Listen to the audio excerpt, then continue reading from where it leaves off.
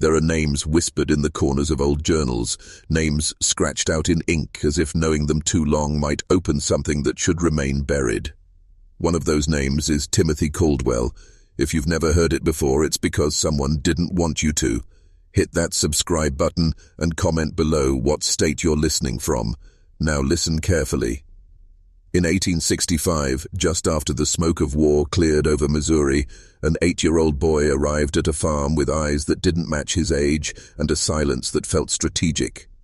He didn't cry when told his parents were dead. He didn't ask for toys or sweets or affection. He asked where the knives were kept. The town called him a sweet child. But the chickens died first.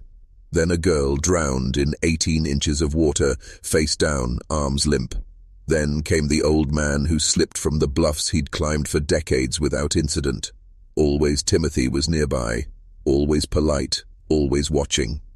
Dr. Samuel Harding was the first to see it, the way Timothy observed suffering not with horror, but with hunger. He wrote, "The boy doesn't react to death, he records it." Harding's notes weren't published, they were hidden, sealed in leather journals, marked private. Why? Because they contained something America wasn't ready to face, that evil doesn't always announce itself with thunder or blood. Sometimes it comes in the form of a child with clean hands and questions too sharp for his years.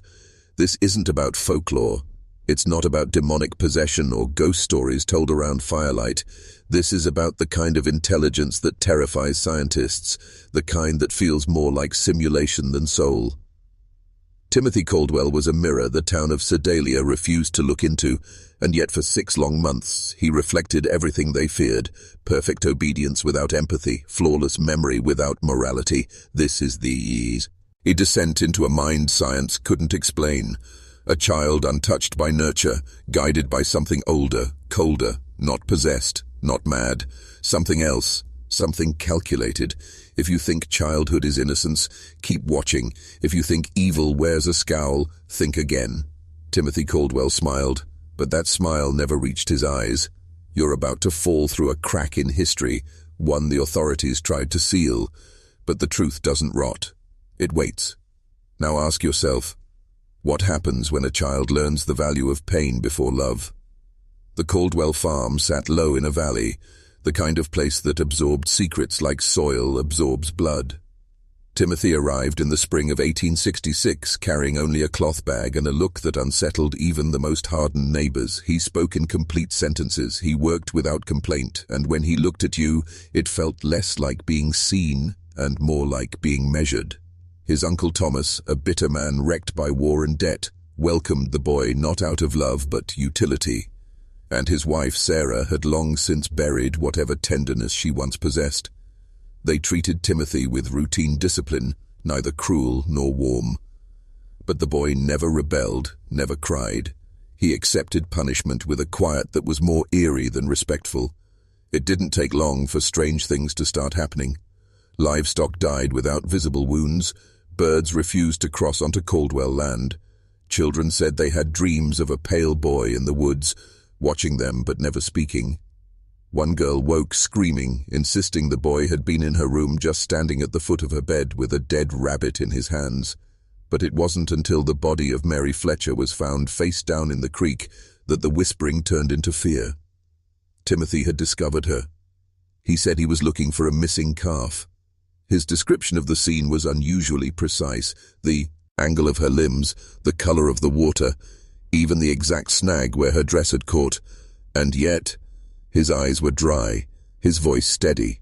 A boy, her age, discovering death for the first time, should have trembled, should have wept. Timothy did neither. At her funeral, when the entire church broke down in sobs, Timothy sat quietly, not blank, not grieving, focused, watching the mother collapse, the father tremble, watching everything. Dr. Harding watched him back. Later that night, Harding wrote in his journal, "I've seen this before, in the eyes of soldiers who enjoyed what they did more than they should have, but never in a child." We think we know what children are. But what if we're wrong?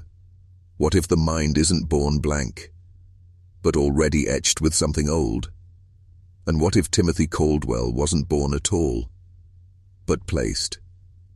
3 weeks later, the bluff took its first life.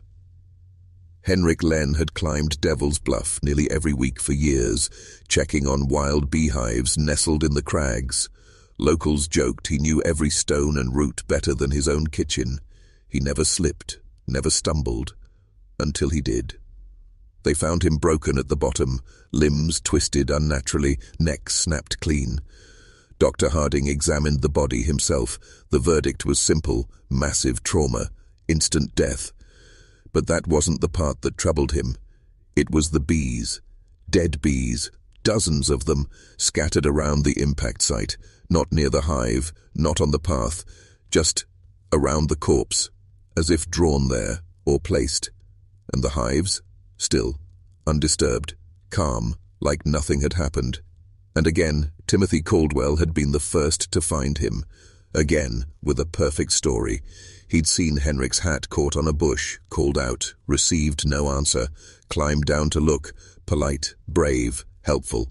But Harding no longer trusted stories, not from Timothy. He began revisiting old battlefield notes, his records from treating soldiers during the war. Men who suffered trauma, yes, but also those who inflicted it. The ones who'd grown too comfortable with killing. There were patterns, detached affect, cold eyes, fascination with pain. He had seen them in men twice Timothy's age, but never in a child. Until now, Timothy's uncle Thomas dismissed concerns. "The boy's just bright," he said. "Got a sharp mind, maybe too sharp." But Sarah Caldwell, for all her hardness, had begun sleeping with a Bible under her pillow.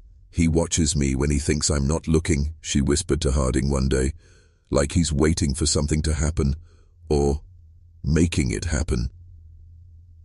And then came the dreams. At least 5 children in the surrounding farms began waking in terror. Dreams of drowning, dreams of falling, dreams of a boy standing just beyond the firelight, whispering things they couldn't remember by morning. Harding documented every account. He drew connections, made timelines, but without proof. He was just a doctor with theories. And Timothy Caldwell, still the quiet boy, still the polite child, still saying, "Yes, sir," with a smile that never reached his eyes. You see, evil isn't always loud. Sometimes it whispers, sometimes it studies, and sometimes it wears the face of an 8-year-old with perfect posture and hands that have never been caught. But what if they have, and no one dared say it? The Caldwell cellar was not meant to be entered. Built in 1823, the stone foundation had long since warped and buckled, making the trapdoor swell and groan with each attempt to open it. Sarah Caldwell once joked that the house itself was trying to bury its past. But by midsummer, something down there began to smell, a thick, sweet rot that clung to the back of the throat. Thomas assumed a raccoon had gotten in and died. He tasked Timothy with cleaning it out. An hour passed, then 2, then silence. When Thomas finally yanked the door open and descended with a lantern, he expected to find the boy complaining or coughing or maybe dragging out bull. Once instead he found him kneeling, not working, not exploring, just kneeling, in front of the back wall, the oldest part of the house, where a strange pattern of scratches had been etched into the stone. Not claw marks, not animal, straight, precise, hundreds of them, layered and overlapping like tally marks, but curved in odd recursive shapes, almost like language. Timothy didn't turn when spoken to, didn't blink when the light hit his face. Only when Thomas put a hand on his shoulder did the boy flinch, not in fear, but in fury. He stared at his uncle with such ice-cold contempt that Thomas stumbled back. "What were you doing?"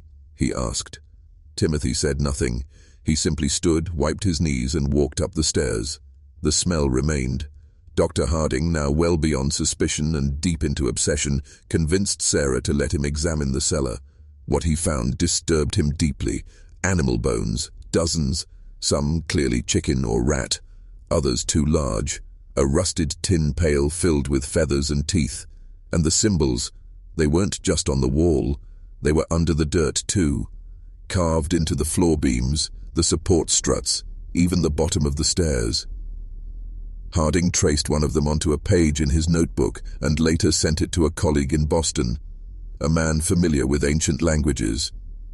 Weeks later, a letter returned, stained and partially burned. The only legible line read, "Tell me where you saw this, immediately. This symbol was last recorded on a slate tablet found in northern Carthage, 300 BC. The language predates all known written systems. It is not decorative." But Harding never sent a reply, because by then, he had seen the boy standing in his own garden at midnight, whispering to something no one else could see, and that something was whispering back. The whispering didn't stop. It threaded through the wind like a living thing, soft, deliberate, and rhythmic, always at night, always from the woods behind the Caldwell house. Neighbors began to notice Timothy standing, barefoot in the tall grass at impossible hours, facing the trees, arms at his sides like a soldier waiting for orders. Sarah caught him once just before dawn, his mouth moving soundlessly. When she asked what he was saying, he answered plainly, "I'm not speaking. I'm listening." She slapped him. He didn't flinch. That same week, something began killing the livestock. Not quickly. Something had started to arrange the bodies, 2 goats in a spiral pattern, a horse with its hooves bound in barbed wire, chickens laid out in a perfect ring.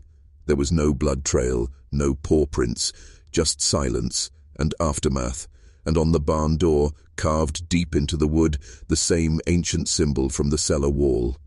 Harding no longer pretended it was coincidence.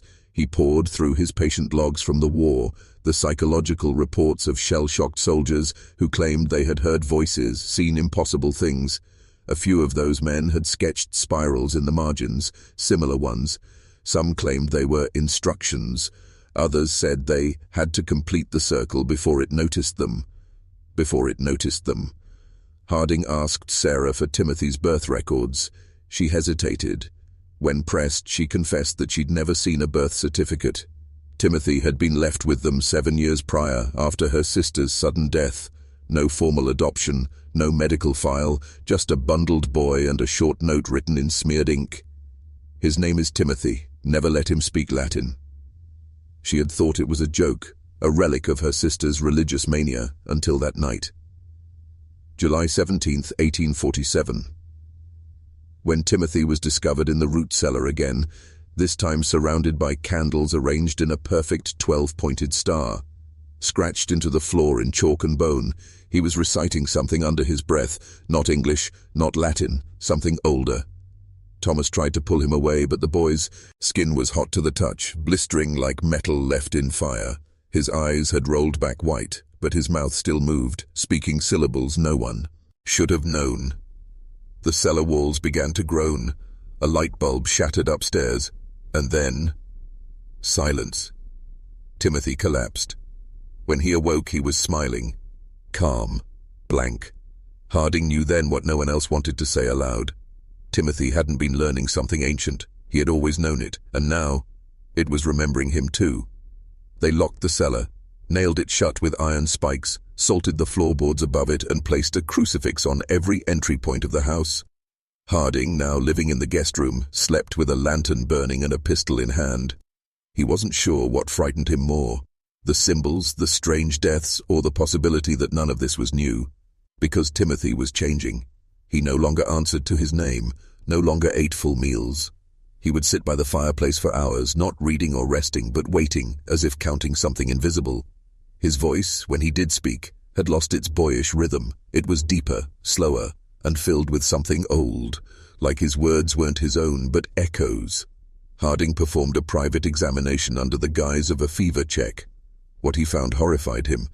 Timothy's heartbeat was irregular, but not chaotic. It pulsed in triplets, 3 slow beats, then silence, then 3 more, over and over. The rhythm matched the strange patterns scratched into the cellar floor. Worse, his pupils were no longer round, they were narrowing, vertical, like a serpent's, and on his spine just below the shoulder blades Harding saw raised marks under the skin, not bruises, not scars, shapes, like something was forming inside him or trying to get out.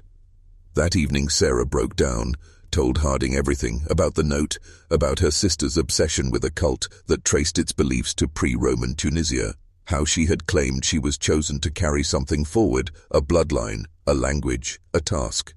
She had spent her final years speaking to shadows, writing in books with no ink. When she died, choking in her sleep, eyes wide open, Timothy was the only one left behind, unmarked, untouched, watching. And now he was finishing what she started. Harding tried to speak sense. He insisted they send Timothy away, somewhere isolated, safe, guarded. But Thomas refused. "You don't exile your own blood," he said. "You protect it." But by now, there was nothing left to protect. That night, around 3:12 a.m., the cows screamed again. Neighbors awoke to smoke. One of the barns, old, abandoned, was on fire, flames in the shape of a ring, burning with unnatural colors, green, violet, deep black, fire that didn't flicker, fire that hissed. In the center stood Timothy, naked, unburned, his eyes glowing like coals pulled from an ancient furnace. And as the townsfolk stared in horror, unsure whether to run or scream, he turned toward them and began to speak in a voice that made the wind stop moving. They would later swear. The fire listened. The next morning, no one spoke of what they saw. Not because they forgot, because they couldn't. Literally, when they tried to describe the fire, their mouths stopped working. Their tongues stiffened. One man collapsed mid-sentence, bleeding from the ears. Another lost his voice entirely. The doctor, a skeptic, tried to write it down. The words turned to gibberish on the page, letters that didn't belong to any language. Sarah found Harding in the barn, packing. "Where are you going?" she asked. He didn't answer at first, just held up a journal, shaking in his hands.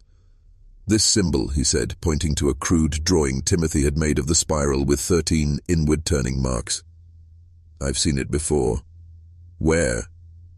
"In Germany, 1812. A case the Prussian Society buried, a boy named Elias Wernicke. He disappeared for 3 days, came back speaking in tongues, Kleison.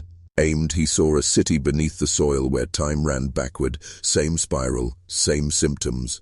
His village was wiped out 2 months later, burned to ash in a fire that left no remains." She blinked. "And the boy?" "They never found his body, only this symbol etched into the stone walls of the church, facing inward." "Timothy isn't the first," Harding whispered, "and he won't be the last." That night, Thomas Caldwell vanished. No note, no footprints, just a half-drunk glass of water and a chair tipped backward in the parlor. The only clue was a single black feather laid gently across his Bible, so dark it reflected no light, edges sharp like obsidian. Sarah began to unravel. She wouldn't sleep, wouldn't eat. She nailed blankets over the windows and stopped answering the door. Timothy wandered freely now, no longer bound to a room or schedule. He slept wherever he pleased, under the table in the attic, once even in the fireplace, surrounded by soot like he belonged there. The whispers returned, louder now, more voices, some from the woods, some from inside the walls. Neighbors stopped coming, except one, an old woman, widowed long ago, who everyone believed had gone mad in the 1820s. She stood on the front porch of the Caldwell home one evening, holding a bundle of dried herbs and a stone pendant shaped like an eye. "Your boy," she said to Sarah, "is no longer just a boy. What is he then?" "A door," she whispered, "and it's starting to open." Before Sarah could ask more, the woman turned and walked straight into the woods. She was never seen again. 2 nights later, the dreams began.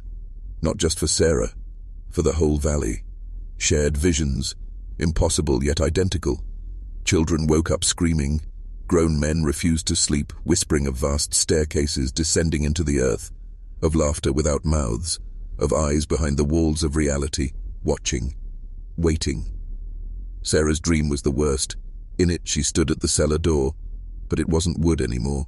It was flesh, breathing, pulsing, a door made of skin stretched tight and nailed at the corners. It whispered her name over and over in the voice of her dead sister. Then, without touching it, it peeled open, and on the other side was Timothy, but taller, stranger. His arms had lengthened, the bones unfamiliar, his smile a little too wide. His voice, when he spoke, echoed, not like a boy, but like something speaking from inside a canyon of skulls. "Mother," it said, "I've remembered what I am." She woke choking, her mouth full of dirt. The next morning, she dug up the backyard with her bare hands. She tore through sod, roots, even the family pet's grave, until she found it, a wooden box. Inside, her sister's journal, wrapped in linen soaked in what smelled like old blood. She had hidden it, long before her death. Harding read it first. He went pale by page 2. By page 5, he vomited. By page 10, he whispered, "We're too late." The journal revealed the truth, not about Timothy, but about their bloodline. Sarah's family was not cursed, it was chosen. Going back 13 generations, a pact had been made, a contract with something ancient, something not of this world. The price was always the same. One child every 100 years would be opened, not possessed, not corrupted, transformed. Sarah's sister had tried to end it. That's why she wrote the final ritual in reverse. That's why she died choking on salt and fire. But it wasn't enough, because she passed the spark on to Timothy, not through ceremony, through blood, through birth. And now, Timothy wasn't just remembering, he was becoming. That evening, Harding packed to leave. He told Sarah, "There's no saving him, only surviving him." But Sarah didn't answer. She was upstairs, kneeling beside Timothy, who sat quietly in the center of a circle drawn in ash and teeth. His eyes glowed in the candlelight. "I saw her," he said. "Auntie, she's behind the skin door now."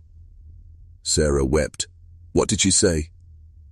He looked up slowly. "She said, 'I have your eyes, and soon she'll need them back.'"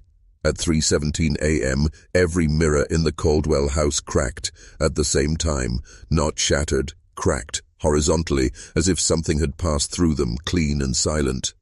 When Sarah looked into the mirror above her dresser, she didn't see her own face. She saw a hallway, long, wet, breathing, and Timothy standing at the end of it, back turned, whispering to something just out of sight. She covered the mirror with a cloth and nailed it to the wall. That morning, Reverend Whitmore came calling. He hadn't visited since the incident at the chapel, but now his hair was white, his eyes bloodshot, his hands trembled as he spoke. "I've been researching the spiral," he said. "Old world, pre-biblical. Not a symbol. A map." "A map to what?" Sarah asked. "Not a place," he said, voice shaking. "A process." He laid out a scroll he'd unearthed from the seminary archives, something the church had sealed centuries ago. The markings matched Timothy's drawings exactly. "The spiral doesn't represent descent," Whitmore whispered. "It represents shedding, like a snake sheds skin, like reality shedding form." Harding, pacing behind him, said nothing, but Sarah noticed he had packed a pistol. That night, Timothy stood outside in the rain, naked, arms outstretched, head tilted toward the sky, and the rain avoided him. It bent around him. Not one drop touched his skin. Sarah approached with a blanket. "I'm not cold," he said. "The others are." "What others?" He pointed to the forest. "They're waiting." "For what?" "For me to fall asleep. That's when I speak for them." The following morning, the old mill burned down. No one set the fire. The building didn't even have power. Witnesses claimed they saw a figure inside, moving strangely, its limbs bending wrong like joints added where none should be. But when the fire ended, and they searched the ruins, they found no bones, only a spiral charred into the floorboards, still warm. The town held a meeting that evening. The council demanded that Sarah bring Timothy to a hospital, or an asylum, but Sarah laughed, not out of humor, out of exhaustion. "Where would you have me take him?" she asked. "He's not sick, he's not lost, he's becoming something you were never meant to understand." Harding stood beside her. "We either accept that," he said grimly, "or we run." The room fell silent, and then the windows burst open on all sides. though no wind blew, and every candle flickered, and every child in the room, every single one, whispered Timothy's name in perfect unison. They locked the doors after that. Every family in the valley boarded their windows, sealed their attics, stuffed damp towels beneath doors, trying to keep something out, or in. No one was sure anymore. Harding didn't sleep. Neither did Sarah. Because Timothy had stopped blinking. He sat on his bed, awake for 72 hours straight, sketching on the walls with his fingernails, not words, not symbols, but instructions. Diagrams of bones folding inside out, blueprints for bodies with no faces, maps that led nowhere but still made you feel lost. On the fourth night, Sarah caught him whispering again. Not in his voice. It was deeper now, layered, as if a dozen mouths were buried behind his teeth, taking turns to speak. She asked who he was talking to. He smiled without blinking. "They're under the house. They came from under the door." "What door?" Timothy turned his head slowly, too slowly, as if remembering how to move bones. "The one I left open by accident." That was when Sarah checked the cellar again. This time it was different. The walls were breathing, literally. They pulsed, slowly, like lungs expanding, like something alive was pressed just beneath the plaster, inhaling. Bang through the cracks, she heard humming. Not music, voices humming in unison, like a choir with no mouths. And in the center of the room, the spiral, drawn in salt, still damp, still warm, still growing. Harding returned with a priest from Boston, Father Caldwell, tough, rational, the kind of man who didn't believe in superstition until he walked into the Caldwell house. He took one look at Timothy and whispered, "He's already crossed." "Crossed what?" Sarah asked. "The veil," he replied, "but not to die, to deliver." Father Caldwell locked himself in the study for 18 hours, translating fragments from a forbidden text he'd once seen in the Vatican archives, something that had made his superior bishop claw out his own eyes. The name he found in the margins chilled him. Ivelem, not a demon, not a god, a process, a system designed to overwrite human reality. Timothy wasn't becoming a vessel. He was becoming a prototype, an early model for what comes after mankind. The priest scribbled warnings, circled diagrams, lit candles in every room. But Timothy just smiled. "You're late," he said to the priest. "The others are already coming through me." That night, the house began to shift. Not metaphorically. The floor plans changed. Doors appeared where there were none before. Hallways stretched longer than the house should allow, and behind one of those doors, Sarah heard her sister's voice. "Don't open it again. Don't look." But Timothy had already drawn the spiral on the handle. That night, the walls bled. Not blood. Memory. Photographs from the past appeared beneath the wallpaper. Polaroids that hadn't been taken yet. Sarah holding Timothy at age 20, though he was only 8. Harding hanging by a noose from the cellar rafters. A family portrait, with 5 people. But there were only 3 of them left. And none of their faces were right. The voices returned. Stronger. Closer. Breathing inside the floors. Timothy had stopped eating. Not from weakness, but because, as he said, Olmley explained, food doesn't matter when you're not real anymore. Harding nailed shut every door to the cellar. He burned salt into the floorboards. He held his crucifix until his palms bled. None of it worked, because Timothy didn't need to go to the basement anymore. The spiral had followed him upstairs. It was under his bed, behind the mirror, even inside his eyelids. When Sarah checked while he slept, she found the faint outline carved under his skin, as if the spiral wasn't a symbol, but instructions. "Why are you doing this?" she begged him one night. He looked at her, not cruelly, but almost pityingly. "I'm not doing it," he said. "They chose me because I'm empty." She wept. "You're not empty. You're my son." Timothy's head tilted, confused. "You made me in April. I was born in December, but they say I was made long before that. Under stone, in the black hole, before anything had names. She backed away, horrified. Harding came back with dynamite. He was done. They built this valley on something ancient, he said. This house was never just wood and brick. It's a mouth, Sarah, a mouth that's starting to chew. She screamed at him to stop. Timothy stood at the top of the stairs, silent, but when Harding lit the fuse and opened the cellar, he didn't see stairs anymore. He saw sky, endless, rotting sky, clouds made of bones, lightning that bled, and hanging in that otherworldly sky, a cathedral made of skin. Harding screamed, but no sound came out. His mouth stretched wider and wider until his jaw unhinged and snapped. Sarah pulled him back, barely, but Timothy only smiled and whispered, "They let you peek. Next time they'll let you fall." And then the cellar door slammed itself shut. For good, Timothy stopped casting a shadow. It was subtle at first, barely noticeable, but in the morning light, when Sarah stood beside him, hers stretched long across the eyes, all way. His didn't stretch at all. It clung beneath him, flat and unnatural, like it belonged to someone else. Harding refused to speak after the cellar incident. His jaw, half-healed but misaligned, clicked whenever he chewed. He sat in the living room all day with a shotgun across his lap, eyes fixed on the floorboards as if they might open again. They would, but not yet. Sarah found Timothy's notebook tucked beneath his pillow.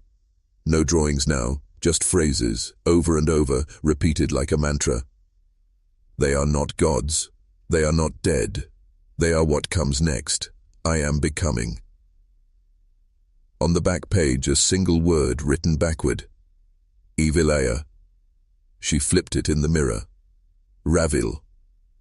She didn't recognize it, but the house did. That night, the clocks all stopped at 3:11 a.m. Not broken, waiting. The wind began to whisper through the fireplace. Only it wasn't wind. It was voices, speaking in reverse. Harding tried to drown them out by turning on the radio. Every station was silent, except one. Static. Then a child's voice, singing slowly. Round and round the spiral goes. Timmy knows what no one knows. Open wide and let them through, Mommy. Daddy, what are you?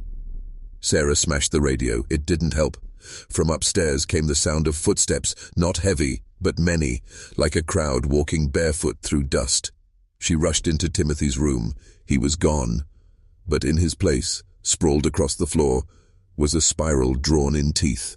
Not baby teeth, adult molars, all of them human. Harding screamed from downstairs. She ran, only to find him standing motionless in front of the mirror. His reflection was gone, not missing, replaced. Instead of his face, the mirror showed a boy, Timothy, smiling. But behind his eyes, something watched back. Sarah reached for Harding, but his skin was cold. He whispered, "They made him in their image, and now they're unmaking me." Then, without moving, he simply folded, backwards, quietly, like paper being tucked into itself. No scream, just gone. And the house began to hum. The hum rose from beneath the floor like a memory decomposing in real time. It wasn't mechanical, it wasn't musical, it was organic, like 1,000 throats humming through closed skin, vibrating the wood, the nails, the marrow of the house itself. Sarah backed away from the mirror, gasping, blood pounding in her ears. Harding was gone, not dead, not missing, just reversed, erased like chalk under water. "Timothy!" she screamed. But her voice was swallowed, not by silence, but by listening. The house was listening now. She ran to his room. The bed was empty, but every object, every toy, book, crayon, was slowly rotating in place, as if caught in the gravity of something unseen.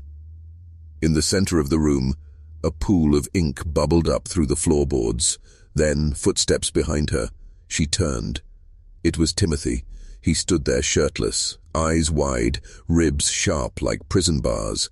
His skin had taken on a grey translucence, veins like inked lines, the spiral now fully etched from neck to stomach, pulsating faintly as if syncing with something breathing far below. "Where is your father?" she whispered. Timothy tilted his head. He broke. They folded him back in. It's what happens when you resist the shape. Sarah shook her head, tears stinging. "This is not you. This isn't my son." He looked genuinely confused. "I was never yours," he said softly. "You just caught me during the forming." Then he blinked, and when his eyes opened again, they were completely black, not like pupils, like pits. And from within them, a flicker of movement, tiny white arms reaching outward. She screamed, but no sound came. The walls began to bleed ink, the ceiling cracked, the air turned heavy, electric, the closet door flung open. And the spiral was inside. Not drawn, not imagined. Built. A spiraling corridor of fleshy stone and bone, leading down, impossibly down, beneath the world they knew. Timothy turned to her. "They said I can bring one," he whispered. "One to walk beside me when the door fully opens." He reached out a hand. "Come with me, Mama." Sarah shook her head, backing away in horror. No, this is wrong. This isn't birth, it's desecration." Timothy frowned. "Then you'll stay, with the broken things." And the spiral pulsed, once. The house shuddered, and the closet door began to close. On its own, Sarah lunged for the closet, hands outstretched, but the door slammed shut with a force that cracked the frame. She screamed Timothy's name, pounding her fists against the wood. No latch, no lock, just finality. Behind her, the hum rose into a choir of groans. The hallway lights flickered, not in bursts but in patterns, flashing in 3s, then 1s, then 11s. A code she didn't know, but the house did. She stumbled backward down the hallway, the floorboards now soft beneath her feet, like walking across skin stretched too tight. Then, from the basement, came the laughter. Not Timothy's, not Harding's. A woman's laugh. Soft, cruel, and terribly familiar. Her mother's. But her mother had died 12 years ago in this very house. Sarah turned, heart slamming against her ribs. A shape emerged from the dark at the end of the hallway, limping, dragging one foot. No face, just a white, featureless oval, like wax melted over bone. The same nightgown her mother was buried in. "Sarah," the figure rasped, "you left the spiral unspoken. You made him half-formed." "No," Sarah whispered. "You're not her. You're not real." But the figure stepped closer. "You opened the door with your grief. You fed the house with your guilt. Timothy wasn't taken. He was shaped." From behind the figure, other shadows slithered forward, limbs too long, mouths where eyes should be, all of them humming. Sarah ran. She made it to the kitchen, slammed the door, locked it. The humming didn't stop. It was coming from inside her now. She fell to her knees, shaking, covering her ass. Please, I didn't mean to." The refrigerator door creaked open by itself. Inside, nothing but a single item, a jar, labeled in Timothy's handwriting, Mother's voice. She picked it up, trembling. Inside, suspended in pale fluid, floated a shriveled pink shape, her own tongue. A memory flashed, her scolding Timothy for speaking nonsense, for whispering to corners, for talking back to nothing. The first time he drew the spiral, she ripped the paper and told him to stop.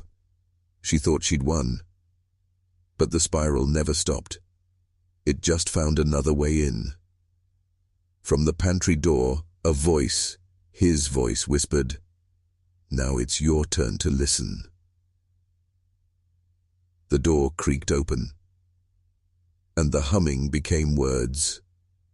The words came like breath behind her ear, wet, slow, crawling down the back of her spine. No more speaking, only knowing. Sarah stood paralyzed in the kitchen, jar still clutched in her hands, the fluid sloshing gently. Her mouth moved, but no sound came.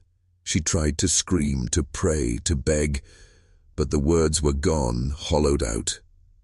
From the pantry, something stepped into view. It was Timothy again, or what remained of him. His face was stretched, lips drawn impossibly wide in a grin that never ended. The spiral on his chest had grown, coiling outward like veins etched in black glass, reaching his arms, his hands, even his eyes. He didn't blink, didn't breathe. He simply pointed at the floor, at her shadow. It was moving, independently. Her body stayed still, but the shadow twisted, contorted, pulling itself into strange gestures, curling into the spiral again and again. Then it split. Her shadow detached, stood up, took form. It was her, but not her. It was Sarah, naked, mouthless, eyes rolled completely white, her mirror image devoid of time, of mercy, and it spoke, without lips, without breath. "You buried the wrong body." Sarah's knees buckled. Buried the wrong... No. Her mind reeled back 13 years. The miscarriage, the doctors said it was natural. They gave her the remains in Sarad, a box. But the crying hadn't stopped for days afterward, in the walls, in the floor, and she thought, hoped, it was grief playing tricks. But maybe, something else had answered. A different child. A replacement. A shape that needed birth. And she had fed it. Named it Timothy. Loved it. But it was never hers. Never human. The spiral, the ink, the hum. It had all been part of its gestation. The pantry darkened behind the Timothy thing, now joined by dozens of twitching limbs reaching outward, beckoning her. The jar in her hands vibrated violently. It cracked. Then, shattered. The tongue hit the floor with a sickening slap, and she heard her voice outside her body. It whispered, "We needed your silence. Now we need your flesh." The kitchen lights blew out. The floor split beneath her feet like paper, and Sarah fell into the spiral. She didn't fall down. She fell inward. The kitchen, the house, the world. It peeled away like wet wallpaper, layers folding back to reveal something older, blacker, alive. As she spiraled downward, the laws of space collapsed. Up was sideways. Light was a memory. Time melted like wax into one long continuous scream, her own, though she no longer had a mouth to make it. She landed, softly, on carpet, shaggy, red, familiar. She was back in the nursery, the one from Timothy's second year, the one she swore she'd locked shut after the first drawings started appearing on the walls, the spirals, the stick figures with no faces, the words he'd never been taught to write. "He's watching from under." The walls now pulsed like lungs. Faint humming vibrated through the crib, the floor, the lamp's twisted cord. The mobile above the crib spun on its own. Only now the hanging toys weren't stars or animals. They were teeth, small, yellowed baby teeth suspended on black thread, and they chattered, not randomly, in Morse code. She knew that rhythm. She remembered it. It was the pattern Timothy used to knock on the walls when he was scared. 3. Pause. 1. Pause. 11. He said it was his name, but he wouldn't say whose. From the crib came a sound, a wet gurgle. Sarah turned. Inside the crib lay a creature, swaddled in old blankets. Its skin was the color of spoiled milk. Its limbs were thin, insect-like, but its face was Timothy's, not grown, not aged, but regressed, a newborn version, with his eyes and his knowing smile. It cooed, then it opened its mouth and spoke in her voice. "I gave you my voice, now give me your shape." The air folded in on itself. The floor split, not with cracks but flesh, peeling back like a wound. From it rose Sarah's shadow self, now swollen, pregnant, humming louder than ever. The spiral was etched into its stomach, pulsing with heat. It stepped forward and placed its hands on Sarah's chest, and then entered her. Not metaphorically, not mystically. It crawled inside her. Fingertips through skin, face through throat, like smoke made solid. She screamed, but nothing came out, only the hum. She was becoming a womb, a container, not for Timothy, for what wore him. And now the spiral turned again, not in the house, not on the floor, but behind her eyes. They found her 2 days later.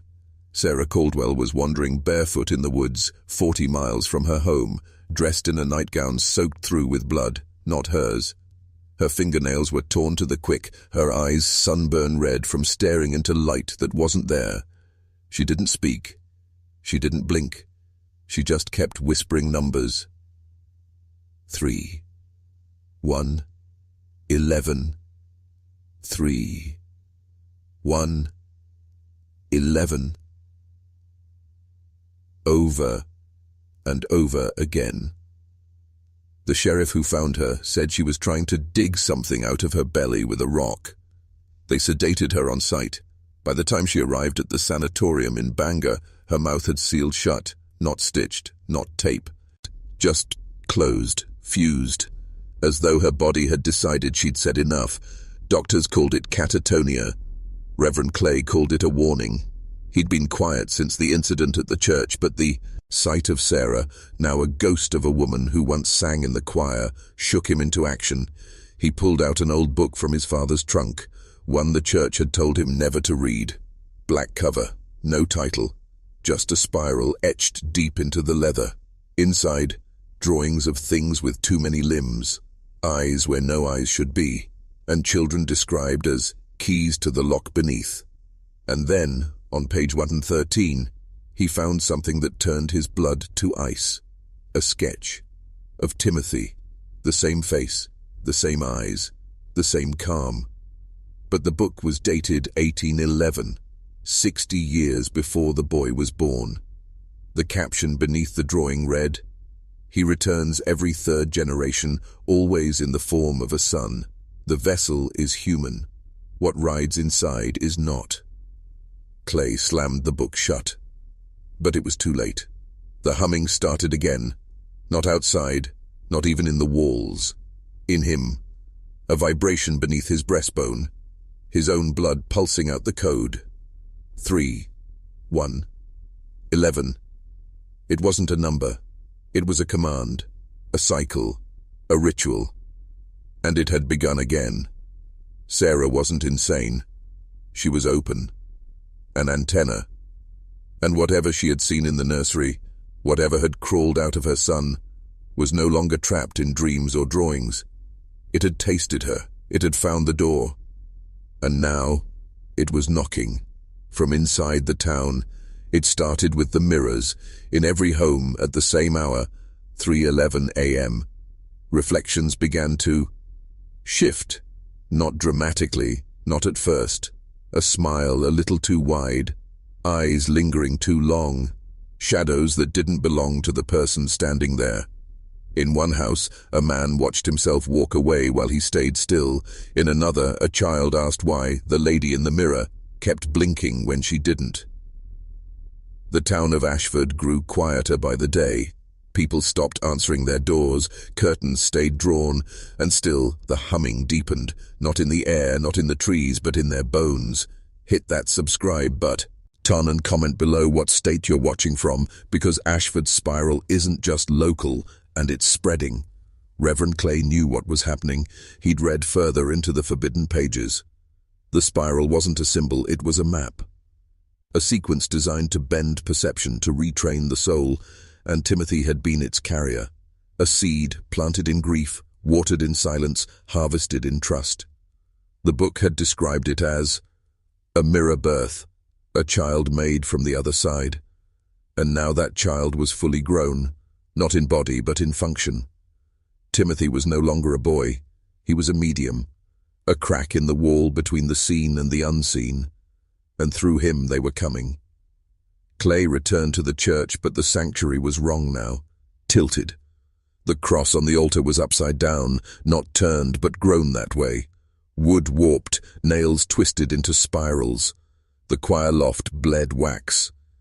He looked to the baptismal font and saw it bubbling, not with water, but with ink. He ran his fingers through it and pulled out teeth. Baby teeth. Too many to count. He vomited in the aisle. The organ began to play itself, slow, grinding notes of a hymn no one had ever written, but he remembered it. A lullaby Sarah had sung to Timothy when he was a baby. A lullaby she'd said came to her in a dream, or a transmission. Because that's what the spiral was doing. Not killing, not possessing, transmitting, programming the town one soul at a time, until the whole town would hum in unison, until the ink was in every vein, until every mirror showed not reflection, but instruction. The command was clear now.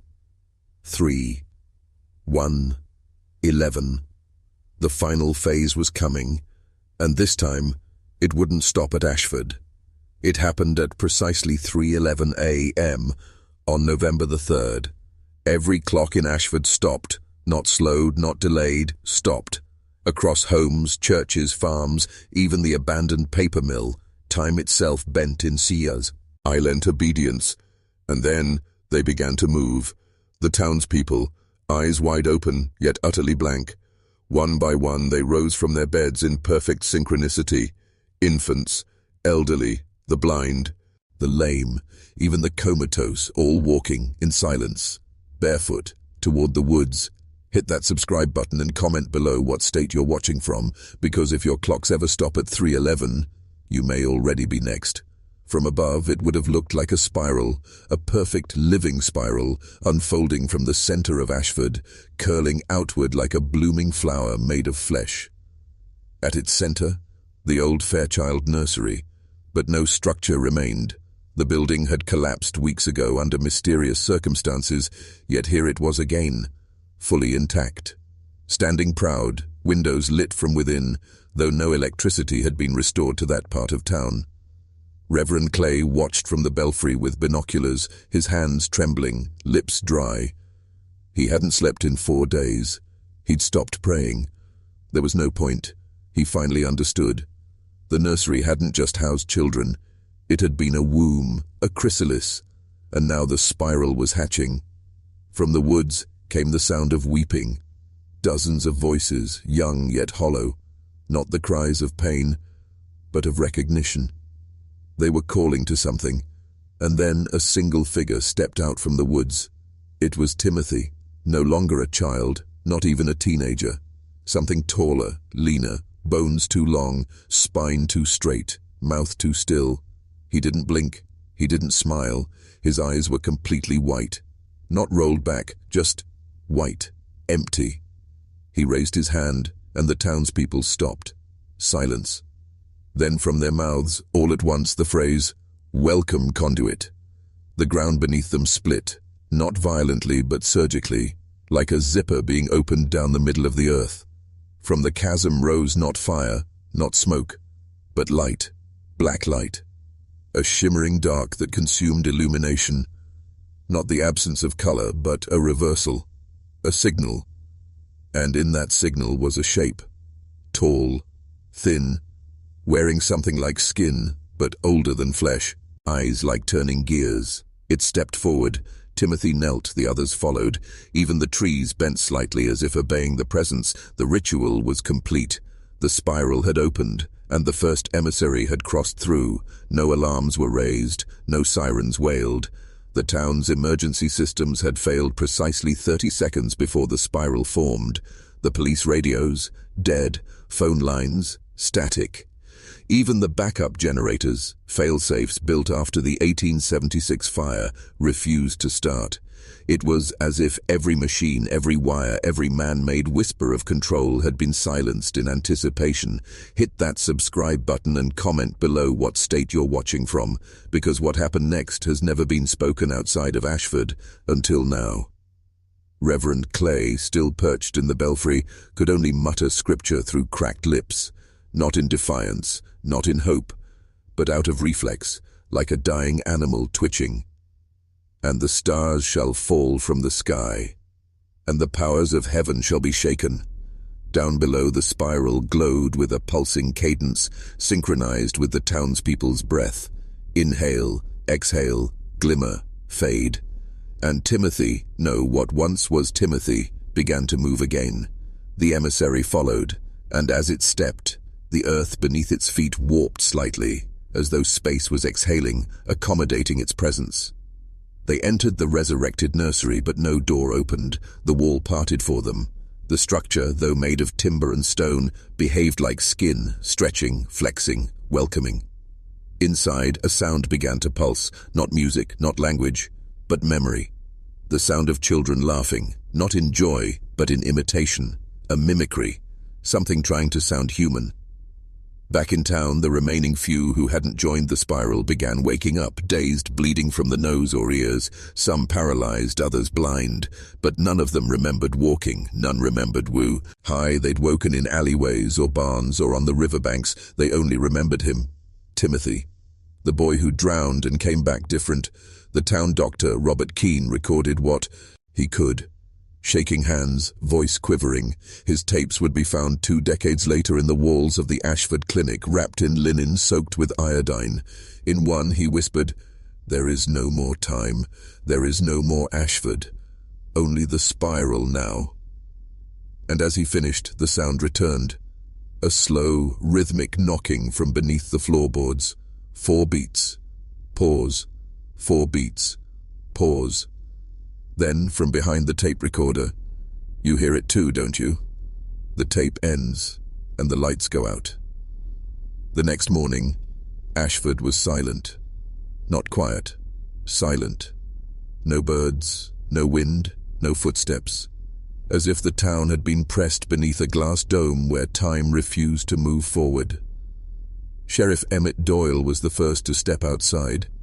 He didn't remember going to bed. Didn't remember waking up either.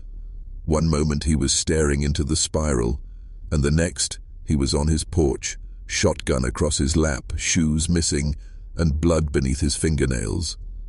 Hit that subscribe button and comment below what state you're watching from. Because if you think this story can't get darker, you're not ready for what comes next. Across the street, Helen Maris, the town's librarian, was found kneeling in the middle of Main Street. She was humming something unfamiliar at first. But when Reverend Clay arrived, trembling and holding an iron cross so tightly it had bent in his palm, he recognized the melody. It was the same lullaby sung during the drowning rituals of 1811, the ones thought to be long buried and outlawed. But Helen couldn't have known that. Those documents were sealed in a vault beneath City Hall. So how was she humming it, word for word? One by one, the survivors began exhibiting signs. Some were small, eyes twitching in rhythm with an unseen metronome. Others were worse. Anna Lou Crenshaw, age 11, began speaking Latin fluently, despite never having heard it. Her voice wasn't her own. It was male, guttural, ancient. When asked where she learned it, she smiled and said, "He sings it to me, from under the orchard." That same day, the spiral burned itself into the crops outside town, a perfect massive sigil only visible from the air. The pattern matched no known language, but it pulsed at night, faintly, like a heartbeat beneath the soil. Timothy was gone. But his absence wasn't comforting. It was worse, like he had completed his purpose, and opened a door that wouldn't close. That evening, Dr. Keene was found on the roof of the clinic, naked and covered in ash. He had torn out every tooth from his mouth and arranged them in the shape of an eye. Scrawled in blood beside it were 5 words. By the next sunrise, 6 more residents were missing. No broken windows, no forced locks, no signs of a struggle, just silence. And spirals, etched into mirrors, carved into tree bark, drawn in dust across the floors of empty homes. The town's doctor, what was left of him, was buried without ceremony. No priest, no words. Reverend Clay refused. He said prayers no longer reached the edge of Ashford, that something had cut the line. Hit that subscribe button and comment below what state you're watching from, because whatever you believe about history, faith, or reason, none of it will protect you from what's coming next. Sheriff Doyle tried to organize a town hall meeting. No one came. Instead, they stood outside the church, unmoving, facing east. All of them. 32 people, some still in pajamas, others barefoot. Even infants in cribs turned their heads to the horizon. It was as if they were listening for something, or waiting. Reverend Clay approached one of them, Jacob Simmons, the town barber. His eyes were rolled back, his lips twitching. Clay whispered his name, then shouted it. Nothing. Then Jacob spoke. It begins when the clock is wound. The first bell is memory. The second is hunger. The third is birth. Then he collapsed. When they opened his mouth, his tongue was missing, and in its place, a writhing lump of grey, segmented flesh that quickly dried and crumbled like ash. Reverend Clay burned his own church that night. He said it had become too loud, not with noise, but with presence. He claimed the walls were breathing, that the altar pulsed with wetness, and that the voices had changed.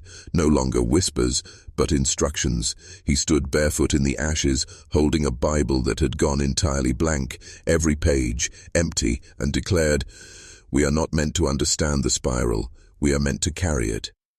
Behind him, etched in black soot against the scorched stone, was a message no one had written. The sun was never yours. He was merely the shape that fit the lock. The town wasn't cursed. It was built for this. That night, the dreams returned, but they were no longer just dreams. Everyone in Ashford reported the same vision. The orchard, the spiraling roots, and a man in a blindfold made of stitched human eyelids, standing in the center, whispering through teeth that weren't his own. His words seeped through the dream like rot in water. One spiral births another. The child is the gate is open. And when they awoke, their fingernails were blackened. Every single person. Hit that subscribe button and comment below what state you're watching from, because if you're hearing echoes while watching this, it's already too late to look away. Mrs. Dalton, the schoolteacher, was found walking down Route 12 in a tattered wedding dress, her own from 34 years ago. Her hands were covered in oil. In her right fist, she clutched the remains of a brass key. When stopped, she simply said, "The house is awake now, but it's not a house anymore." She then tried to swallow the key and choked to death before anyone could stop her. Sheriff Doyle took her body to the morgue, but when he opened the cold storage door, he found himself lying on the slab, eyes open, mouth sewn shut. He screamed, slammed the door, and when he looked again, it was gone. He stopped asking questions after that. That same evening, the soil in the orchard began turning. Not from weather, not from machinery. It was churning on its own, as if something beneath was shifting, coiling. Reverend Clay, now entirely bald and wearing a crown of brambles, stood at the town center and shouted, "The boy was never the destination, he was the conductor. The spiral is sentient. It needed a host to hatch." And then he laughed until blood spilled from his nose and ears. The children began drawing spirals, not with crayons, but with their own teeth, pulled out one by one, smiling as they pressed them into paper like sacred stamps. No one stopped them. No one remembered how. Ashford was no longer a town. It was a threshold, and it had opened. At 3:13 a.m., every clock in Ashford stopped. Not just paused, they reversed. The hour hands spun counterclockwise, milk soured, paint peeled, photographs on mantels began to fade, starting with the eyes. And the boy, Nathaniel, was seen walking again, but not as himself. Hit that subscribe button and comment below what state you're watching from, because once time moves backward, so does your understanding of what's real. A farmer named Ellis Cray saw him first, or thought he did. Nathaniel stood beneath the windmill, head tilted, one hand extended like he was offering something. Ellis approached, but as he got closer, the boy's skin began shifting, not melting, not rotting, revealing. The thing beneath Nathaniel's face was not bone, it was older, pale, insectoid, and it spoke with his wife's voice. his wife who had died in childbirth 9 years ago. It said, "We were never underground. You were always above us." Then it burst into flame without burning anything around it. Ellis hasn't spoken since. Reverend Clay began carving symbols into his own chest, concentric spirals, each smaller than the last, until they reached his navel. He walked through town shirtless, eyes rolled back, declaring, "The key is inside all of us. That's why the hunger begins in the gut." They buried him alive at his request, but his voice kept coming through the church bell, every hour, on the hour, except the bell had been melted down a week before.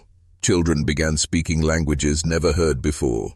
Linguists later called them impossible dialects, some matching cuneiform from civilizations no scholar had recorded. Others had syntax that violated the laws of logic. One girl, 6 years old, recited coordinates, numbers that pointed not to a location but to depth, and when asked what was there, she simply said, "The mother of knots." From that moment on, the dreams changed again. No more orchard.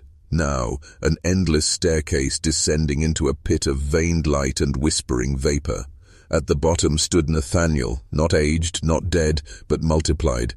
Dozens of him, hundreds, each one mouthing something different. One word in every language over and over. Open. Ashford wasn't haunted. It was the mouth. And now it was hungry. By week's end, the spiral wasn't just a symbol, it was a symptom.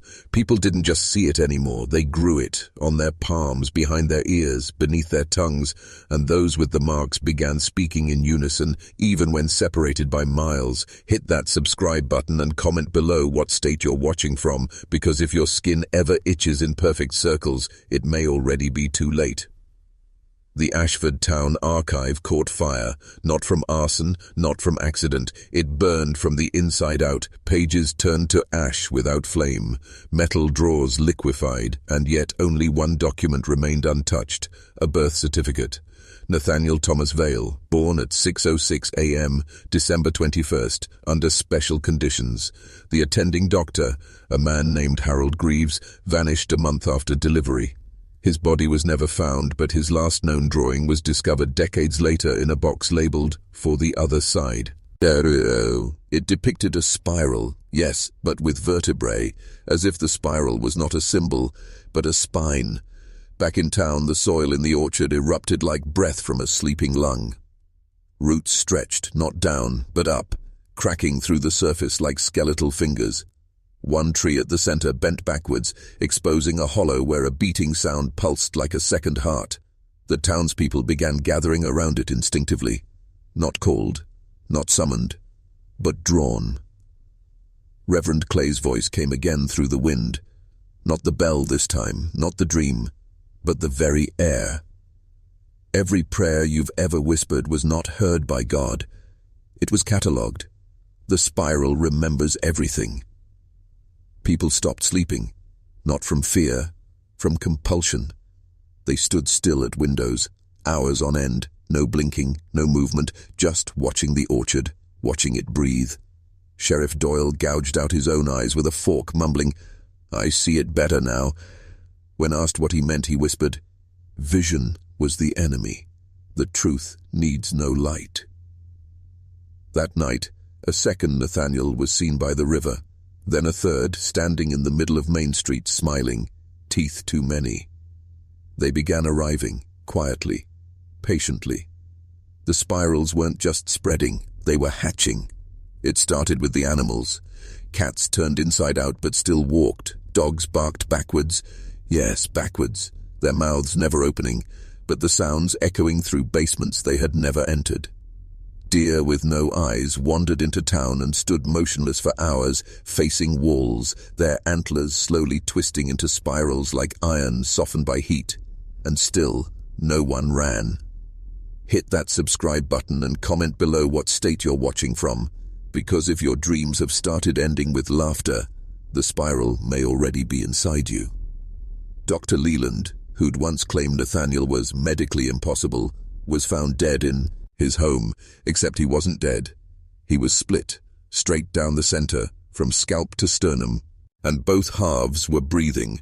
The coroner screamed, ran, quit his job on the spot, and vanished. They say Dr. Leland's eyes followed him as he left. No one's entered that house since. At the Ashford Elementary School, students began drawing floor plans of buildings that don't exist, or rather that shouldn't. Endless corridors, doors that lead to rooms full of teeth, stairs that spiral downward forever. One child, Mason Clark, age 9, began muttering in his sleep, "The second womb is beneath the orchard." He was born twice, the first time in flesh, the second in memory. When asked what he meant, Mason smiled and said, "He's remembering us now. He's almost ready." At the post office, every mailbox began receiving the same letter. No return address, no postage stamp, just a single line. The town was never yours. You were always in his. One resident, Miss Evelyn Crane, tried to flee Ashford that morning. She packed her car, crossed the bridge, but was seen minutes later back at her house. Only she was already inside, watching herself from the window. Both versions smiled. Neither blinked. The orchard had begun singing, a low, droning hum, like monks chanting underwater. It vibrated through the soles of your feet, rattled your teeth. Those who listened too long forgot their names. And the children began digging beneath the church, beneath the school, beneath their own homes. They said, "We're making room for him. He's almost awake." The spiral wasn't a warning anymore, it was a countdown. The first crack in the sky appeared at 3:17 a.m., a hairline fracture stretching from Orion's belt to the crescent moon, faint at first, like lightning trapped behind glass. But by sunrise it had deepened, glowed, pulsed, and the town of Ashford no longer had shadows. Hit that subscribe button and comment below what state you're watching from. Because if your reflection has been blinking when you haven't, the countdown might have already reached you. Pastor Whitmore was the first to walk into the orchard barefoot, weeping. He carried his Bible upside down and whispered psalms that no one had taught him, words older than any book, syllables that turned to ash in the ears of those listening. "And the spiral was upon the waters," he said, "and his second coming shall not be born but remembered." Then he knelt before the oldest tree and kissed its roots. 3 days later he was found kneeling underneath the soil, inside the roots. His body coiled into a spiral, still weeping, still smiling. Miss Janine Holbrook, the town librarian, began rearranging every book in the building, not by title or author or genre, by voice. She claimed she could hear the books whispering, asking to be close to their siblings, those that shared the same rhythm, the same pulse, the same blood. When she was finally committed to the hospital in Bennington, she left behind a handwritten catalogue system. Each title followed a pattern: Him Who Breathes Below the Bark, The Birth Without a Womb, When the Spiral Finds Its Mirror. And one final entry dated the morning of her arrest: The Awakening of Ashford.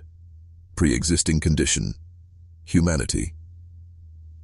It was around this time that people stopped hearing birds, not just in Ashford, but in neighboring towns, counties, even states. The skies grew silent, but beneath the soil, there were songs. The ground hummed like a ribcage filled with bees. The trees twisted toward the center of the orchard. All roads seemed to bend slightly left, no matter how straight they were drawn. And those spiral carvings, they no longer needed hands. They grew on everything, on church pews, on newborn skin, on water surfaces when left undisturbed. And then Nathaniel was seen again, but taller, older, and when he looked at you remembered things you'd never lived, funerals that hadn't happened yet, births that weren't human, and above it all, the spiral in the sky widened, just enough to show something behind it, something looking in. By the first frost of October, the children had stopped speaking, not just in Ashford, but across the county. They moved in silence, stared at corners no one else noticed, and when they drew, their fingers bled, painting spirals with a knowing calm, as if they weren't children at all, but scribes of something ancient, waking beneath the bones of America. Hit that subscribe button and comment below what state you're watching from. Because if your child begins counting backward in a voice that isn't theirs, it may already be too late. On October 12th, an old man named Alphonse Tiller drove his truck into the orchard. He was 91, blind in one eye, a veteran of 2 wars, but he'd been having dreams. Instructions, he called them. The last words he spoke to his daughter before disappearing were, "The spiral's a lock. I remember now. My blood's the key." They never found Alphonse's body, but his truck was discovered days later, empty, rusted, engine still warm, parked in the exact center of the orchard's clearing, and on the windshield, a spiral carved from inside the glass, perfectly symmetrical, still moist. That same week, cows stopped producing milk, roosters crowed at midnight, and water everywhere tasted faintly metallic, like it had been remembering teeth. Then came the voices over the radio. No station, no frequency, just static. Then whispers, "They are not your children. Return to the soil." The first was buried alive so the rest could speak. Sheriff Doyle attempted to burn the orchard. The fire wouldn't catch. Even gasoline refused to soak the roots, as if the earth itself repelled it. When Doyle struck a match, it fizzled to steam in his hand. Then his nose began to bleed. Then his eyes. He now sits in his patrol car parked outside the orchard day and night, windows deep in. Own, radio off, mouth open, waiting for something, watching the trees, and then... The spiral appeared in the sky again, clearer now, wider. It blinked, and for 6 whole seconds no one in town could move, not breathe, not blink, not even scream. The air froze, time itself hiccuped, and in that stillness, everyone heard it. A sound like breathing, but deeper, older, rhythmic, like the earth was waking up beneath their feet. And whatever it was already inside the orchard, waiting, growing, remembering. October 14th, 3:09 a.m. Every mirror in Ashford shattered at the same moment, down to the second. Not from impact, not from pressure, but from something inside the glass, as if the reflections had cracked themselves trying to escape. And behind each mirror, a wet outline of a child's handprint. Hit that subscribe button and comment below what state you're watching from, because if your mirror hasn't broken yet, it might mean you're already inside it. No alarms were raised, no emergency declared, but by sunrise the town felt different, lighter somehow, hollowed out. That morning, LaToya's bedroom was found sealed shut, no lock, no boards, just fused. Door melted into the frame like wax, the walls around it rippled like flesh under heat. Father Henderson, driven by what he called a scripture dream, arrived with a crowbar and a pocket Bible. He pried the door open, but only got it half an inch before a voice from inside whispered, "She's not yours anymore." The wood slammed shut on his hand, snapping 2 fingers backward. He wept, but not from pain. He wept because, he said, the voice sounded like his own. Across town, people were digging, in gardens, basements, schoolyards, even inside their homes, as if something inside them was being called back underground. When asked why, they all gave the same answer.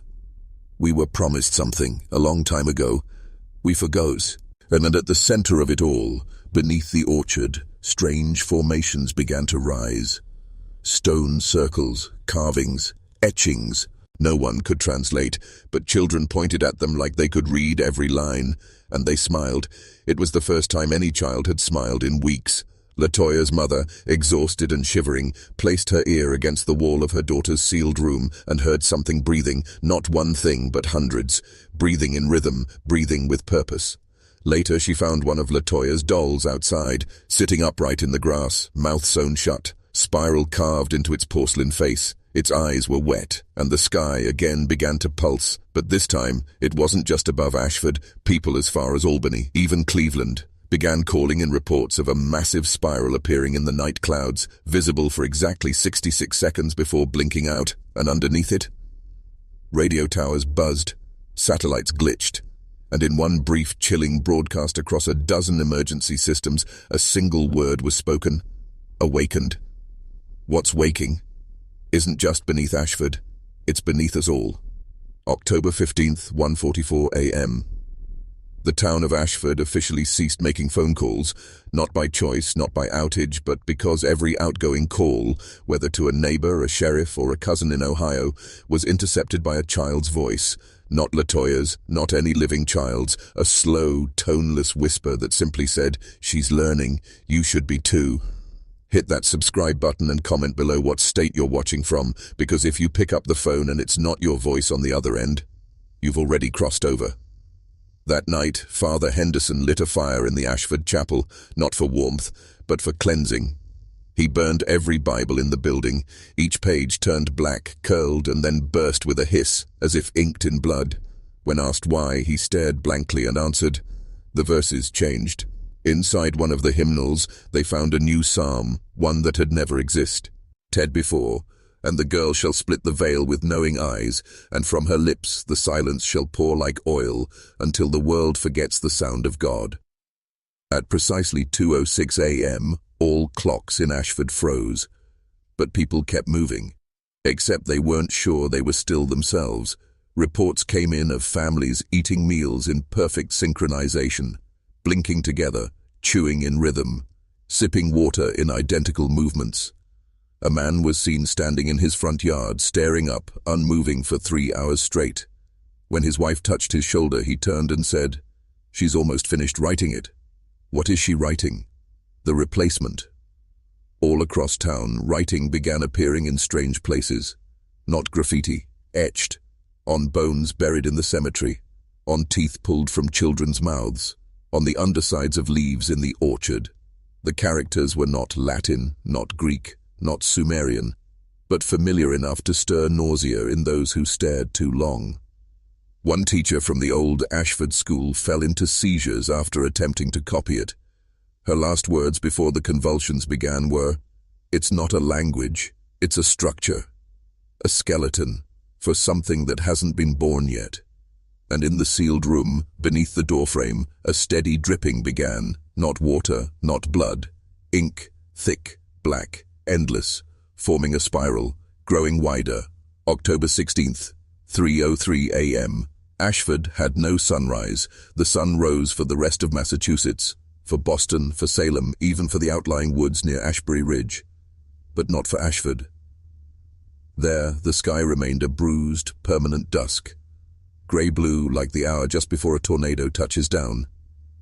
The birds had gone silent. The wind had direction, but no source. And above it all, hanging where the sun should have been, was a perfect circle of ink. It did not glow, it did not move. It simply was. Hit that subscribe button and comment below what state you're watching from, because if your sky ever forgets the sun, you're standing where she was summoned. At 3:17 a.m., all newborns in Ashford began screaming in unison, and when their mothers reached to soothe them, the infants bit down, not out of hunger, not from pain, from recognition. One father said in disbelief, "He looked up at me like he knew what I did, and I don't even know what I did." By dawn, if you could still call it that, one word had been etched on every church door, every police station, and every mirror in Ashford. Hum. A command, a warning. The town began vibrating, not shaking, vibrating, from deep beneath the ground, a low, guttural resonance like the sound of a giant throat preparing to speak. Inside Latoya's room, the spiral of ink had grown wider, darker, thicker. Not just a stain now, a void, a hole through which no light returned. The floorboards beneath it had blackened and cracked. Her bed levitated 6 inches above the floor, motionless in the air. No strings, no wind, and Latoya, she was writing in the air, not on paper, not on the walls, in the air. Each motion left a glowing trace behind her fingers, like fire trailing behind a matchstick. The symbols hung, suspended in space, burning softly, pulsing to the rhythm of her breath. Sheriff Halver stood at the threshold of her room and whispered, "She's not in there anymore." Dr. Klein, the psychiatrist, looked over his glasses and answered, "She's still there. Just not alone." The air tasted like copper. The clocks ticked backwards. The spiral pulsed like a heart. And from the center of the ink, a sound began to form. Not a voice, not music, a memory. Someone else's memory, something ancient, something waiting. October 16th, 3:44 a.m. The spiral blinked. It didn't spin. It didn't grow. It blinked, like an eye opening slowly after a long, bitter sleep. Every electronic device in Ashford shattered at once. Phones cracked, televisions imploded, and hospital monitors exploded in showers of sparks. Not from overload, and from exposure, as if something old and unseen had looked back through the wiring and whispered, "You don't belong here." Hit that subscribe button and comment below what state you're watching from, because if your town ever goes silent right before it speaks, it's already too late. At Ashford General, Dr. Camille Thorne, head neurologist, was found catatonic in the hallway outside LaToya's room. Her hands were pressed to her ears, her mouth hung open, her eyes were filled with tears of blood. They said she'd been whispering one sentence over and over. It remembered me. Not she remembered it. It remembered her. Back in LaToya's room, the air had thickened into syrup. Detectives attempting to enter couldn't walk through. It was like moving against invisible water. One officer vomited, another collapsed into a seizure. Both survived, but neither could describe what they felt. Only one word came out: inverted. Everything was backwards but not mirrored. Something deeper, a reversal of expectation, of meaning, of self. Inside the spiral, LaToya was now floating upright. Her eyes were open, but not blinking. Her lips were moving, but there was no sound, only a vibration you felt in the bones of your teeth. She was mouthing a name, one no one in the room had ever heard before, but all of them understood. Saitham. The ink spiraled outward, touching the walls now, crawling along the corners like a liquid shadow mapping its territory. But it never left the room. It didn't need to, because from that moment on, everyone in Ashford could hear her thoughts. Not in words, not in phrases, in feelings. Every child in town woke up knowing what it felt like to drown while still breathing. Every adult remembered the moment before they were born. Even the elderly felt something they thought they'd long buried. A mother's heartbeat, but wrong, too loud, too fast, too angry, and at her, the center of all of it. LaToya smiled. But it wasn't her smile. It belonged to something far older, something now fully awake and hungry. October 17th, 12:00 a.m. No clocks in Ashford worked anymore. Time had fractured, not stopped. Fractured. People saw themselves walking ahead of their own footsteps. Others claimed their reflections stopped following them. Mirrors became windows into rooms they'd never entered but recognized. Hit that subscribe button and comment below what state you're watching from, because if you ever look in the mirror and it looks back differently, it's already watching. In the center of St. Augustine's Cemetery, where LaToya was first reported missing in her childhood, the ground opened. No shaking, no noise, just a clean, silent split, like paper being torn along a fold only LaToya could see. And from beneath the soil, not bones, not coffins, memories rose. Not visions, not hallucinations, real memories. The town's secrets, sins and betrayals physically manifested in ash and bone. A man saw his wife's stillborn child, whom he had buried in secret, crawling from the dirt with his own face. A teacher saw all the girls she had humiliated in school walking toward her, mouths sewn shut, eyes filled with chalk. A priest burst into flames the moment he tried to pray. All across Ashford, people began confessing things they had never done, but knew they would.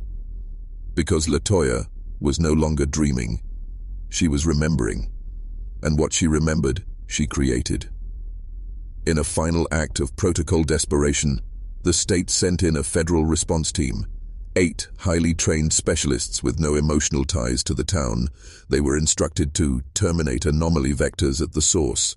Only one made it to the hospital. He reached the hallway outside LaToya's door. Then the lights went out. Security cameras recorded only static. But in that static, if you listen closely, frame by frame, you can hear something laughing and weeping at the same time. When the power returned, the man was standing outside the room, head tilted back, mouth wide open. Inside his throat was a perfect black spiral, etched into his tongue. LaToya stood behind him, silent. She placed her hand on his shoulder, and then, in perfect English, she said her first words in days. "Now it begins." No one ever saw her again, not the girl, not the spiral, but every year, on October 17th, the children of Ashford wake up with their pillows soaked in black ink. And every year one child is missing. Their bed is empty, their window is open, their mirror is cracked, and scrawled on the glass in reverse, "She remembers." The case of LaToya Simmons was officially closed. The truth was not. And if you ever wake in the middle of the night and feel like someone's watching you, but the room is empty, check the wall and pray it's not spiral-shaped.